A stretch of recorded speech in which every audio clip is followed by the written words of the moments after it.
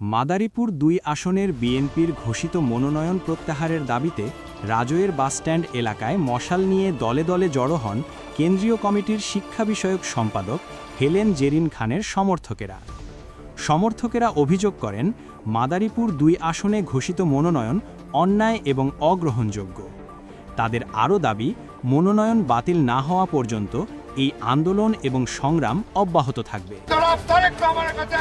আমাদের আবেদন রিভিউর মাধ্যমে আজকে আমাদের প্রার্থী তাকে মাদারীপুর ২ আসনে সকল দল নির্বিশেষে তাকে এমপি হিসাবে দেখতে চায়।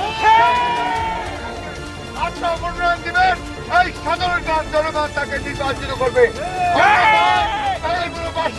এমন কোন কর্মকাণ্ড করে বসতে পারে তার দায়িত্ব ওই বিএনপিকে নিতে হবে। আপনাদের সবাইকে শুভেচ্ছা জানিয়ে এবং এই আন্দোলন চলমান থাকবে এই ঘোষণা দিয়ে আমার বক্তব্য শেষ করছি।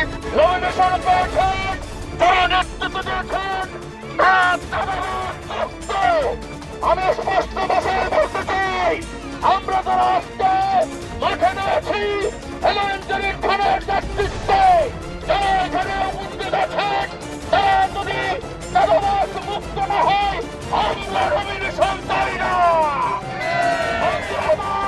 চাঁদাবাজ মুক্ত করার লক্ষ্যে এই নমিনেশন বাদ দিয়ে ২৪ ঘন্টার ভিতরে নমিনেশন পরিবর্তন করে হেলেন জেরিন খানকে ঘোষণা দেওয়া হোক।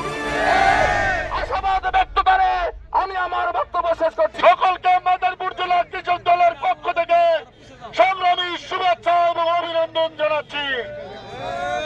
আপনারা কি মাদারীপুর ২ আসনের মনোনয়ন পরিবর্তন চান? আপনারা কি হেলেন জেরিন খানকে মাদারীপুর ২ আসনের এমপি হিসেবে দেখতে চান? আমরা আমাদের অভিভাবক দেশ নায়ক তারেক রহমানকে বলবো, এই মাদারীপুর ২ আসনের ঘোষিত মনোনয়ন প্রত্যাহার করতে হবে। যদি প্রত্যাহার করে না হয় আমরা লাগাতার কর্মসূচি অব্যাহত রাখবো।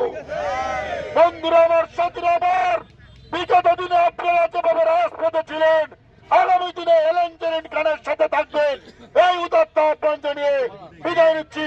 আল্লাহ হাফেজ। বাংলাদেশ জিন্দাবাদ। ভুল ঘোষণার মনোনয়ন, কাটাকাটির মনোনয়ন, এক দফা এক দাবি, মাদারীপুরের মনোনয়ন, অবৈধ মনোনয়ন, মাদারীপুরের মনোনয়ন, অবৈধ মনোনয়ন, মাদারীপুরের মনোনয়ন,